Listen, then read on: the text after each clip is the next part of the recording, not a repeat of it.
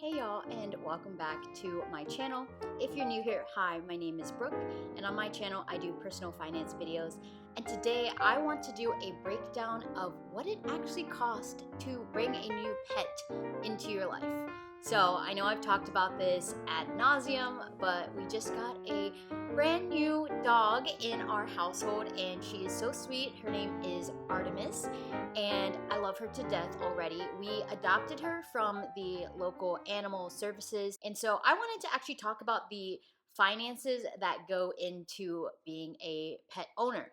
It costs a lot of money actually to be a responsible pet owner. I just kind of wanted to break down some of the costs that we have accrued over the last few weeks since getting Misty. So that is what this video is going to be all about. And before I get into numbers, I just want to say we are almost at 800 subscribers. Oh my gosh, yay! Thank you all so much for subscribing, and I apologize for not putting out a video last week. We had a ton of craziness happen. Our AC went out. We had my husband's family reunion that we had to do and all that stuff. So we were very busy, but it is all good now. And yeah, we're going to be back on that weekly videos. And I have some fun videos planned for August because I've got a ton of fun travel coming up.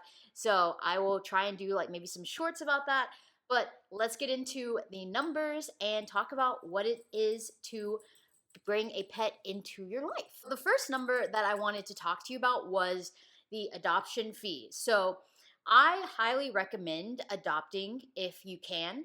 I know that a lot of people want certain breeds, they want certain things about their pet, and that is totally understandable. However, there are tons of animals that are in need of good homes.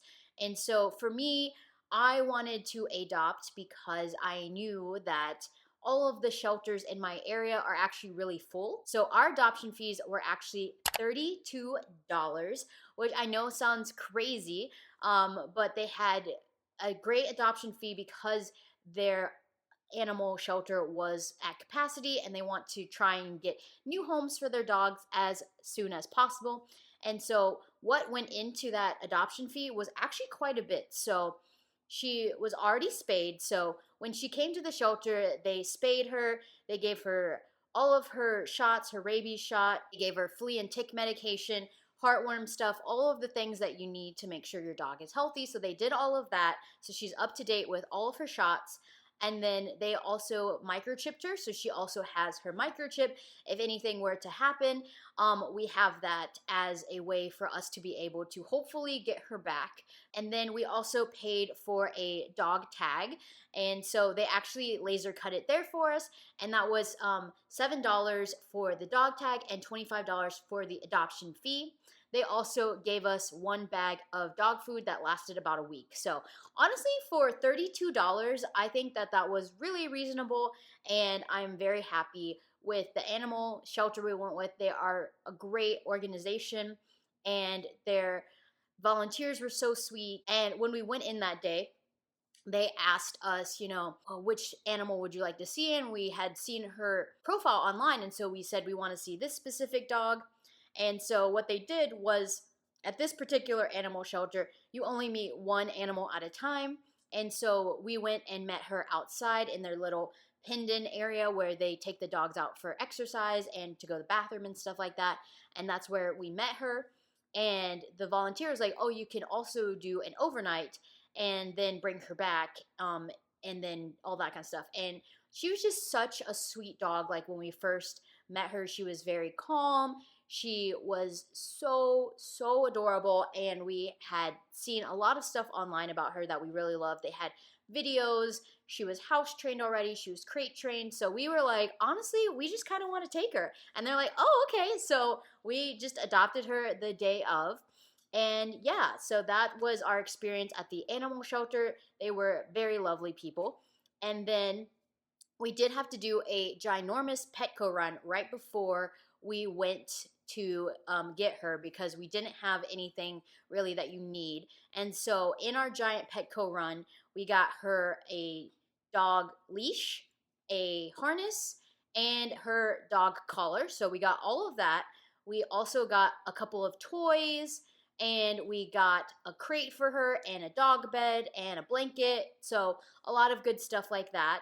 And that total was the most that we spent at Petco at one time, and that was $311 for that Petco run specifically. I also got her some extras that, you don't need to get this stuff if you're getting a new pet, but I really wanted to make sure that she was well loved. So we also got her the popsicle, and we got her the things you put inside of the popsicle so she could have some treats, and we bought some treats and stuff like that. So that was all wrapped into that. And so then once we brought her home and we started to get her acclimated to our house and she started to learn us, we had the whole weekend together where we just sat on the couch, we went on walks, and we let her sniff around the neighborhood.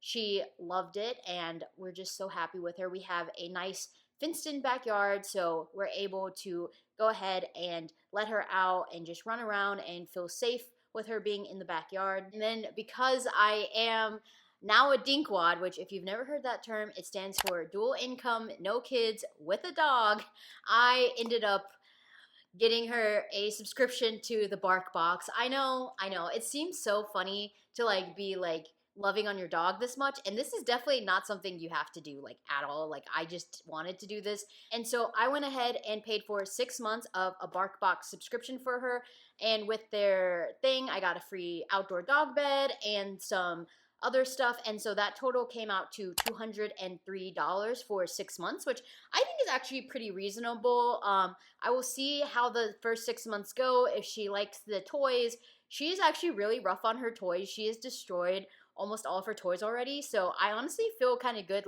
having the Bark Box come every month, so then I can replenish her toys and get rid of some of the toys that she's already destroyed.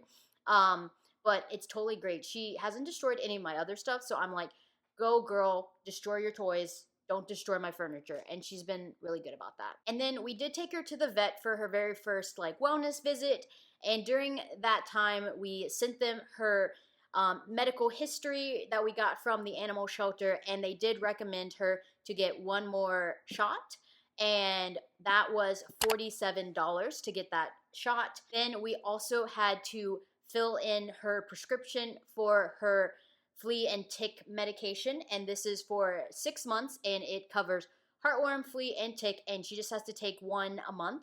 And that was on Chewy, and Chewy had a thing where you got 50% off for your first subscription, and so that was only $137 for the first 6 months, and then after that we won't have the 50% off, but it will last us for 6 months. And also the vet also gave us 1 month, so we actually have 7 months of heartworm, flea, and tick medication, so we're pretty good until next year. We ended up using up all of her dog food that we got from the shelter for free, so obviously I wanted to get her a big bag so that we could just go ahead and have that for quite a while and not have to worry about that. And so I went and got the exact brand that we had been feeding her that they gave us at the shelter. I think the brand is IAMS. Yeah, it's IAMS. It's a pretty, general kibble brand. I also bought a canister to put her food in so that it wouldn't have to be out, and also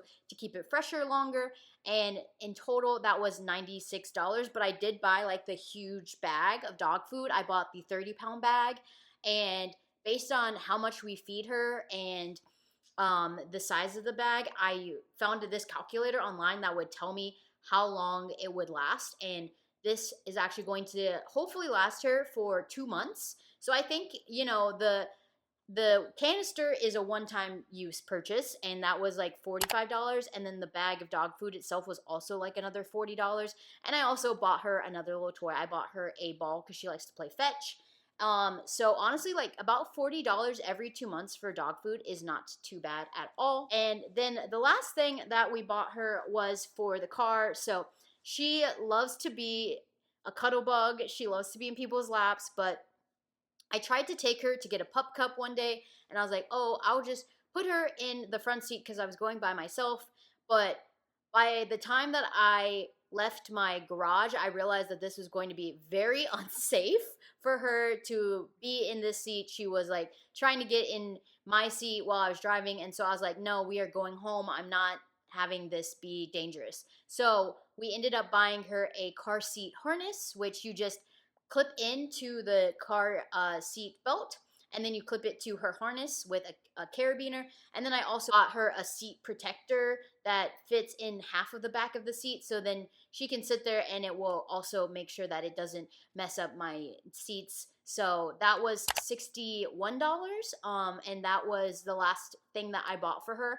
And then, one of the things that is actually a really great tip is if you are in your Buy Nothing group for your area, people give out lots of stuff very generously. And I got a whole box of pet grooming stuff from this lady who was just giving it away. There was so much stuff in there. There were dog treats, there were a few toys in there as well, and there was dog shampoo and wipes and more doggy bags and that kind of stuff. So honestly, that was probably like $200 worth of stuff that I just got for free from my Buy Nothing group. So definitely check out your Buy Nothing groups because they have lots of great stuff. In total, on our furry friend this month, we have spent $694. Again, this is the startup cost of getting a dog.